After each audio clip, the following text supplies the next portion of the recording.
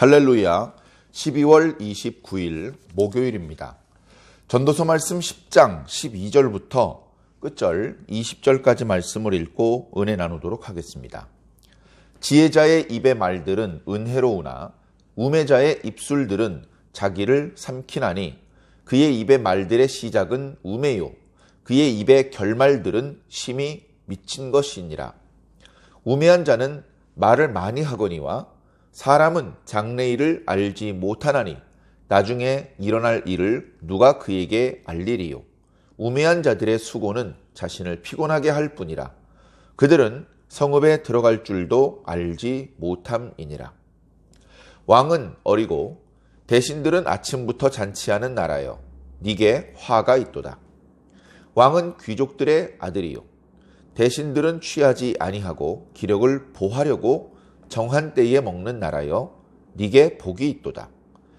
게으른즉 석가래가 내려앉고 손을 놓은즉 집이 새느니라. 잔치는 희락을 위하여 베푸는 것이요 포도주는 생명을 기쁘게 하는 것이나 돈은 범사에 이용되느니라. 심중에라도 왕을 저주하지 말며 침실에서라도 부자를 저주하지 말라. 공중의 새가 그 소리를 전하고 날짐승이 그 일을 전파할 것임이니라. 아멘. 오늘 말씀 앞부분에는 지혜자와 우매자의 모습을 비교하고 있습니다. 지혜자의 말은 은혜롭지만 우매자의 말은 아무 은혜도 없고 오히려 자신을 해친다. 이제 그런 말씀들이 이제 나타나고 있죠. 그러면서 지혜자의 말씀 그런 부분보다는 우매자의 어리석은 부분들을 더 집중적으로 보도하고 있습니다.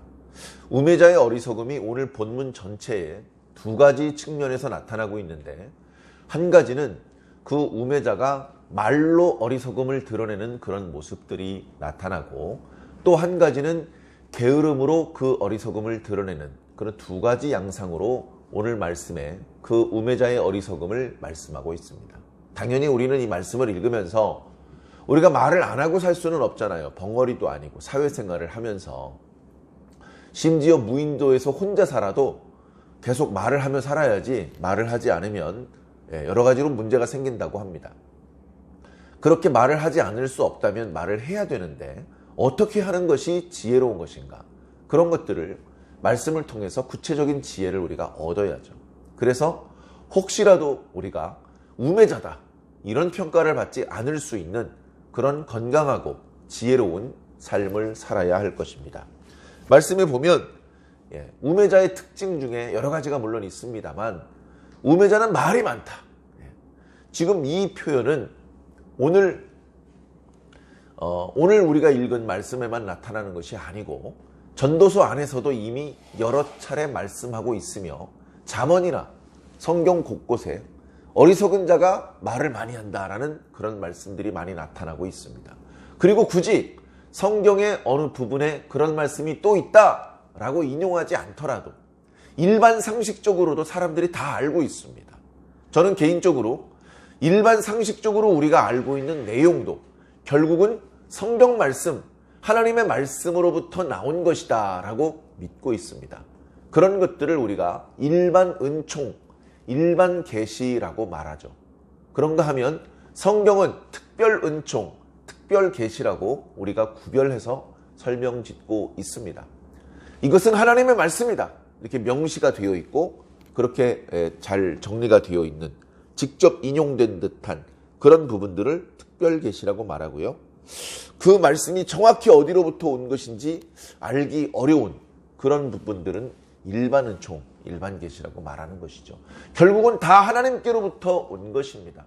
이스라엘 백성들은, 그리고 우리가 믿는 성경은 하나님께로부터 온 것이고 다른 종교, 다른 문화, 다른 지혜자의 말들은 다른 신들로부터 온 것이냐? 그럴 수 없죠. 천지를 만드신 분이 두 분이 될 수는 없지 않습니까?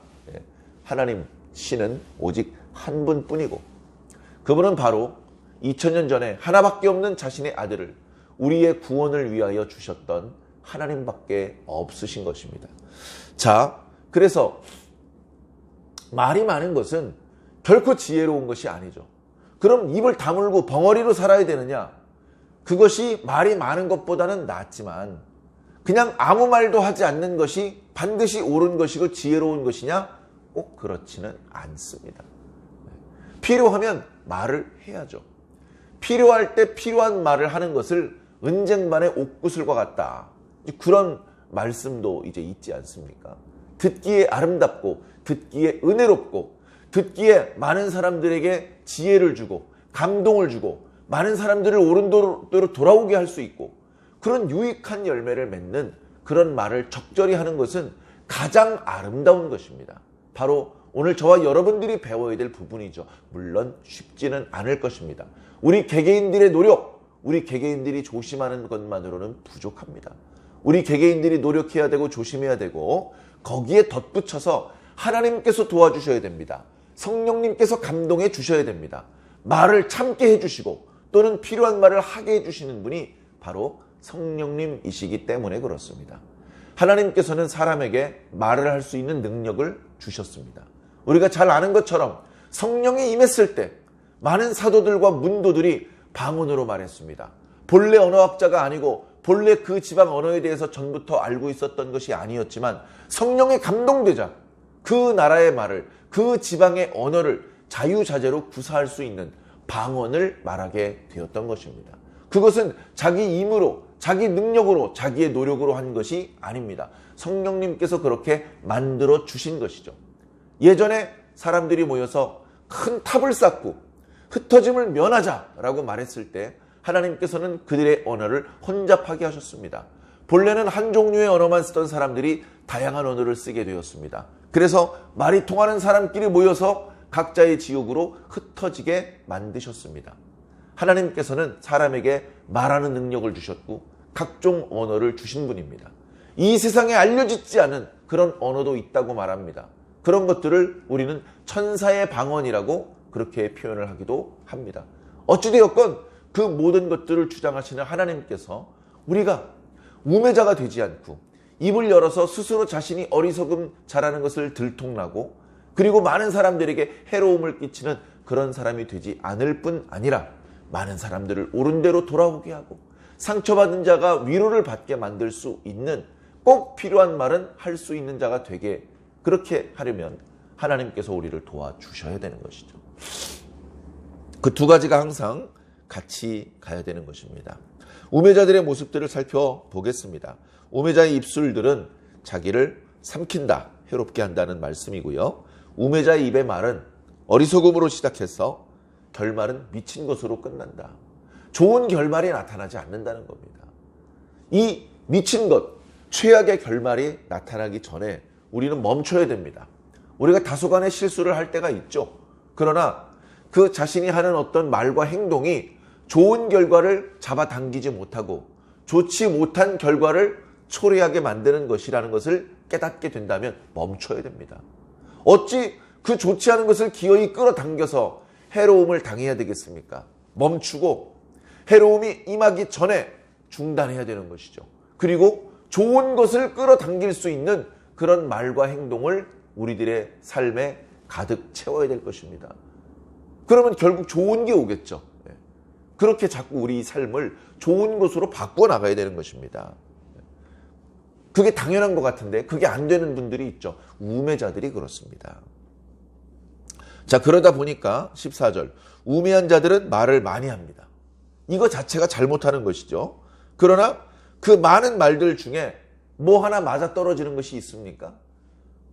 사람에게 장래의 일을 아는 것이 허락되지 않았다는 말씀은 여러 차례 드렸습니다.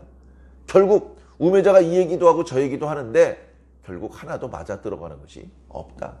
그가 짓거리는 말은 결국 아무 의미 없는 것이었다라는 것이 곧 들통나게 됩니다.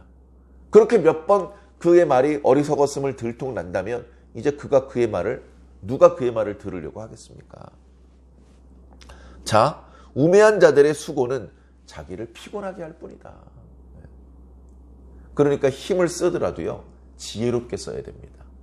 지혜 없이 힘을 쓰면요, 힘만 들 뿐이에요. 힘만 들 뿐입니다. 그 사람은 성읍으로 들어가는 길도 모릅니다. 열심히 이리 갔다 저리 갔다 왔다리 갔다리 하는데 정말 땀을 뻘뻘 흘리고 있고 다리가 퉁퉁 부을 정도로 열심히 힘을 쓰기는 했는데, 수고하기는 했는데 결국 성에 들어가는 입구도 찾지 못해서 그냥 바보짓을 하는 것이죠. 살다 보면 우리도 가끔은 이런 모습일 때가 있을 것입니다. 정신을 차려야 됩니다. 정신이 몽롱하고 집중하지 못하고 있으면 이런 엉터리 같은 행동을 계속 반복할 수밖에 없습니다. 뭐가 문제가 있다라고 느꼈으면 얼른 정신을 차리고 어떻게 하면 이 문제를 해결할 수 있는지, 그 문제의 소용돌이에서 어떻게 하면 빠져나올 수 있는지 정신을 차리고 그 문제를 풀어내야 됩니다. 그 문제와 함께 너무 오랫동안 있으면 안 됩니다. 빨리 거기서 벗어져 나올 수 있도록 힘을 쏟아야 되는 것이죠. 자, 이어지는 말씀은 여러 가지 표현들이 있는데 우매자의 게으른 모습들이 나타나고 있습니다. 16절과 17절 말씀이 대비가 되고 있습니다. 왕은 어리고, 이 어리다는 말은 나이가 어린 것도 포함이 되고 또는 유약하다. 신하들이 뭘 잘못하고 있으면 엄하게 꾸짖고 잘못한 신하들에게 벌을 주고 반듯하게 뭘 어떻게 해야 되는지에 대해서 지시를 내릴 수 있는 그런 현명한 군주가 아니고 왕이 나약한 군주예요. 나이가 어리고 경험이 많지 않은 경우 주로 그런 경우들이 많죠. 왕은 나이가 어리고 유약하고, 그런데 대신들이라도 정신을 똑바로 차리고 있어야 되는데 대신들이 아침부터 잔치를 엽니다. 왕이시여, 오늘은 날씨가 참 좋습니다. 왕이시여, 오늘은 길일이라고 합니다.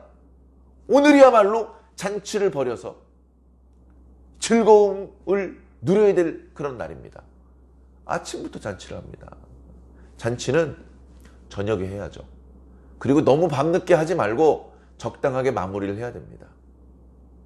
그게 지혜로운 것이죠. 근데 아침부터 잔치를 하면 어떻게 되겠습니까? 해가 중천에 떠 있는데 얼굴이 빨개져가지고 다 술에 취해서 어떤 품위를 다 잃어버리고 어리석은 말을 짓거리며 낄낄거리고, 그게 밤늦까지, 다음날 아침까지 그렇게 여러 날 그 잔치라고 말하지 못하고, 그것이야말로 조금 전에 우매한 자의 말의 결국처럼 미친 짓이 되는 것입니다. 그런 아침부터 열리는 잔치를 여러 날 반복하는 것이 어떤 좋은 일을 끌어당길 수 있겠습니까? 그 나라는 멸망밖에 없는 것입니다. 나라의 재정은 금방 탕진될 것이고 백성들은 원성이 자자할 것이고 외적들이 침입해 올 때 어떻게 막을 겁니까? 멸망하는 것밖에 없는 것이죠. 자, 반면에 17절은 전혀 다른 모습입니다. 왕은 귀족의 아들이다. 이 말은 기품 있는 자다. 왕은 현명한 자다. 그뿐만이 아니라 대신들은 취하기 위해 먹고 마시는 것이 아니고 자신의 건강을 위해서 꼭 필요한 만큼만, 그것도 정한 시간에만 먹는다. 사람에게요, 먹는 욕심은요, 먹는 욕구, 작은 것이 아닙니다. 먹는 욕구는요, 짐승과 달리 잠깐 참기도 하고 기다리기도 하고 뭐 그러기도 하지만 근본적으로 배고픈 사람들이, 배가 부른 사람이라도 이 먹는 욕구는 엄청난 겁니다. 먹고 싶은데 못 먹게 하면 폭동이 일어나는 것이죠. 옛날 프랑스 14세, 16세 이런 때에 빵이 아니면 죽음을 달라. 백성들이 일터에 나가서 일하지 않고 전부 왕궁에 모여가지고 빵이 아니면 죽음을 달라고 소리를 쳤습니다. 그랬더니 빵을 안 주고 백성들을 죽여버렸죠. 많은 백성들이 거기서 무참히 희생이 됐습니다. 궁궐 안에서 왕들은 날마다 고기를 먹고 신선한 야채와 과일을 먹는데 바깥에 있는 백성들은 정말 잔인할 정도로 백성들의 양식과 재물을 세금으로 걷어가고 굶어 죽든지 말든지 무책임한 그런 시대가 상당히 오래 지속됐었습니다. 먹는 욕구는 작은 게 아니에요. 그 먹을 수 있게 해주어야 나라가 안정이 되고 백성이 평안하고 국력이 신장되고 그렇게 되는 것인데, 그런데 그 욕구를 절제해가면서 신하들이 흥청망청 먹고 마시려고 잔치를 계획하고, 그게 아니고 자신의 건강을 위해서 필요한 만큼만 먹고, 그것도 아무 때나 먹는 것이 아니고 정한 때만 먹는다. 식사 시간을 미리 정해서 식사 시간에만 식사를 하고 나머지 시간엔 뭘 하겠습니까? 자기 일을 보는 것이죠. 신하들의 일이 뭐겠습니까? 한편으로 왕을 섬기면서 다른 한편으로는 백성들을 돌보는 것이죠. 나라를 돌보는 것입니다. 국경에는 문제가 없는지, 강 주변에는 문제가 없는지, 도둑대는 없는지, 백성들 중에 전염병이 돌고 있지는 않는지, 굶주리는 백성은 없는지, 일자리를 찾지 못해서 고민하는 그런 백성들은 없는지, 그래서 그 여러 가지 문제들에 대해서 일자리도 제공해주고, 아픈 사람들은 나라에서 치료를 해주고, 자꾸 홍수가 범람을 하면 뚝뚝 쌓아주고, 외적들이 침범해 오면 거기에 병사들을 배치해서 외적들이 오지 못하게 막아주고, 그런 것들을 해주는 겁니다. 그러면 어떻습니까? 나라가 튼튼해지는 것이죠. 그런 나라는 복이 있도다, 이렇게 말씀하고 계신 것입니다. 돌이켜보면요, 이게 국가의 문제만은 아닙니다. 이 말씀을 읽는 사람 중에 몇 사람이나 왕이고 몇 사람이나 대신들이겠습니까? 그러나 조금 범위를 좁혀보면 조그마한 회사도 마찬가지도, 회사의 사장은 유약하고 회사의 임원들은 아침부터 잔치를 열어요. 그럼 그 회사 망하는 거죠. 근데 그게 아니고 회사의 사장은 아주 지혜롭고 현명하고, 회사의 신하들은 그 사장을 도와서 아주 성실하게 일을 해. 그럼 그 회사는 흥하는 거죠. 가정도 마찬가지입니다. 가정의 가장은 흥청망청 술과 도박에 빠져 있고, 애들은 나가서 쌈박질하고 있고 도둑질하고 있고, 그 집안은 망하는 겁니다. 근데 그러지 않고 아버지가 아주 성실하고 자녀들에게 모범을 보이고 성실하게 일을 하고, 자녀들도 나가서 열심히 공부하고, 그러면 그 집안은 흥할 수밖에 없는 것이죠. 각자 자신이 소속되어 있는 가정 또는 작은 이런저런 공동체의 모습들을 돌아보시기 바랍니다. 내가 리더일 때도 있고 팔로워일 때도 있겠지만, 어떤 입장에 있든지 자신의 역할에 충실하다면, 그리고 흥청망청 놀궁리만 하는 것이 아니고 항상 성실하게 일한다면, 그러면 그 모든 공동체들은 흥할 수 있을 것입니다. 여러 가지로 표현할 수 있겠지만 그 핵심 키워드는 성실함입니다. 부지런함. 부지런하지 못하고 가난함은 망하는 것이죠. 18절에 게으른 석가래는 내려앉고 손을 놓은 즉 집이 새느니라. 요즘 철근 콘크리트로 되는 집은 뭐 이런 일이 없겠습니다만, 과거에 전도서 말씀이 기록되던 시대에는 왕들도 석가래를 친 집 아래서 살아야 됩니다. 기둥을 세우고 그 위에 들보를 얹고 그 사이사이에 석가래를 얹고, 그 위에 초가집은 이제 초가를 얹는 것이고, 또 기와집은 그 사이사이를 촘촘히 메워가지고 황토하고 기와로 지붕을 얹는 것입니다. 그런데 하다 보면 뚫려. 바람이 불고 비가 오면 기와장 한두 개가 날아가고, 그리로 빗물이 들어가면 거기 밑에 발라놨던 황토들이 쓸려 내려가면서 더 문제가 되기 전에, 비가 새거나 물이 스며들어서 석가래가 썩기 전에 얼른 올라가서 다시 기와장을 메워놓고 문제가 안 되게 만들어 놓아야 되는데, 게으름 피우다가 결국은 그 비가 새고 석가래가 내려앉는 겁니다. 그러면 이제 그 집은 쓸모없는 집이 되는 것이죠. 게으른 것의 문제라는 것입니다. 잔치는 희락을 위하여 베풀고 포도주는 생명을 기쁘게 하는 것이다. 그러니까 가끔은 이런 것도 필요하죠.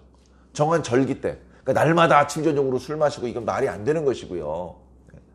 생신 때, 또 명절 때, 이런 때 평소에 먹지 못하던 고기 반찬도 먹어보고, 어른들은 약주도 한 잔씩 하고, 그런 경우들이 있습니다. 그것을 전면적으로 금지하는 것도 바람직한 것이 아닐 수 있습니다. 그러나 아까처럼 어리석고 게으른 신하들이 아침부터 잔치를 여는 그런 모습이라면 그건 정말로 문제가 되는 것이죠.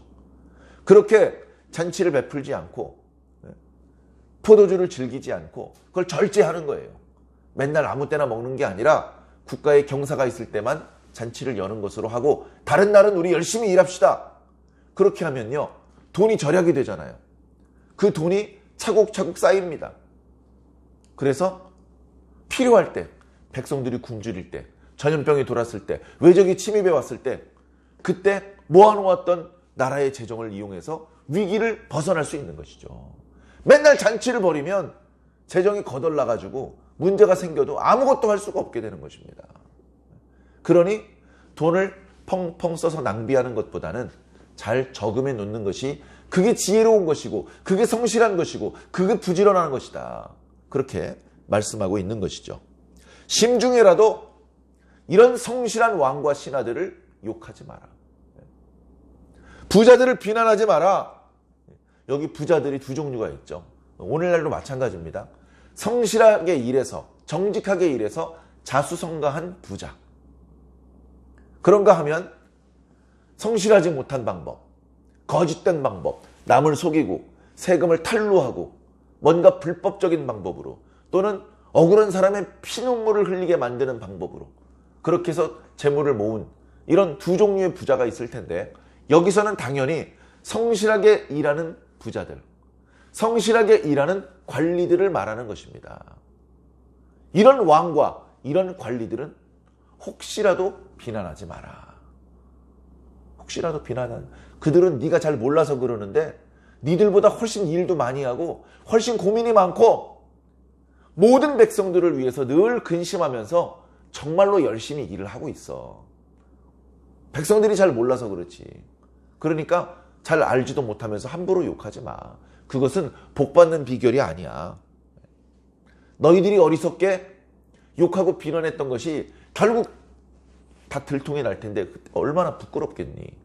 그러니까 어리석게 입을 열지 마. 어리석게 말하고 욕하고 말을 많이 하는 것은 아까 말했던 우매자의 모습이 아니겠습니까? 가만히 있었으면 중간이라도 간다. 우리도 그런 말 쓰지요. 근데 괜히 입을 열어가지고 100점 중에 50점이라도 할 수 있을 뻔했는데 스스로 어리석은 말을 쏟아내서 30점, 20점, 빵점이 돼버리는 겁니다. 사랑하는 성도 여러분, 오늘 우리는 무슨 말을 하며 살아야 되겠습니까? 신약에 보면 너희가 무슨 말을 하려든지 하나님의 말씀을 하는 것 같이 하라. 그렇게 말씀하고 있습니다. 그 의미가 무엇인지 얼른 와닿지 않을 수 있습니다. 그러나 어쨌든 어리석은 생각을 기초로 한 허망한 말들을 늘어놓는 것은 멈출 필요가 있을 것 같습니다. 항상 하나님의 말씀을 기초로 해서 뭔가 입 밖으로 토설해내기 전에 하나님과의 교감이 먼저인 것 같습니다. 하나님께 기도를 올리고 응답을 받는 것이 먼저인 것 같습니다. 그렇게 하나님과의 대화가 마무리된 다음에 사람과의 대화를 이어간다면 우리는 언제나 지혜롭게 말할 수 있고 우리의 말을 통해서 하나님의 뜻을 드러낼 수도 있을 것입니다. 그리고 그렇게 말을 조심하는 것보다 더 우리는 부지런하고 성실하게 살아야 됩니다. 말로 입만 부지런하면 어떻게 되겠습니까? 손과 발이 움직여야 되죠. 그렇죠? 사장님이 뒷짐지고서 큰 소리치고 지시만 하면 그게 뭐 당연한 것이긴 하지만 사원들이 그렇게 좋아하지 않습니다. 사장이 빗자루를 들고 한 모퉁이를 쓸고 있으면서 여러분 오늘은 회사를 한번 청소해 봅시다. 이렇게 말하면 사원들이 전부 다 벌떡 일어 소매를 걷어붙이고 사장님 빗자루 져주세요 하면서 적극적으로 기쁜 마음으로 사장님이 원하는 그 일을 하지 않겠습니까? 사장님은 일도 안 하고 사장님은 아침부터 술에 취해서 출근하고 그래서 업무 시간에 졸고 있고 그러면서 직원들한테 열심히 일하라고 실적을 달성하라고 그러면 어느 직원이 신이 나서 일을 하겠습니까? 사람의 마음은 다 비슷한 거예요. 우리가 속한 공동체가 건강한 공동체, 좋은 일을 하는, 좋은 열매를 맺는 공동체, 그러면서 망하는 공동체가 아니라 복을 받는 공동체가 되기 위해서 먼저 우리 한 사람 한 사람이 말을 아끼고 지혜롭고 성실한, 부지런한 모습으로 살아야 되겠습니다. 그렇게 할 때 우리를 통해서 빛과 소금, 우리를 통해서 하나님의 뜻이 세상에 드러나게 되는 것이죠. 오늘도 하나님의 좋은 광고판, 표지판의 역할을 잘 감당하는 그런 좋은 일꾼으로 승리하시기를 예수님 이름으로 간절히 축원합니다.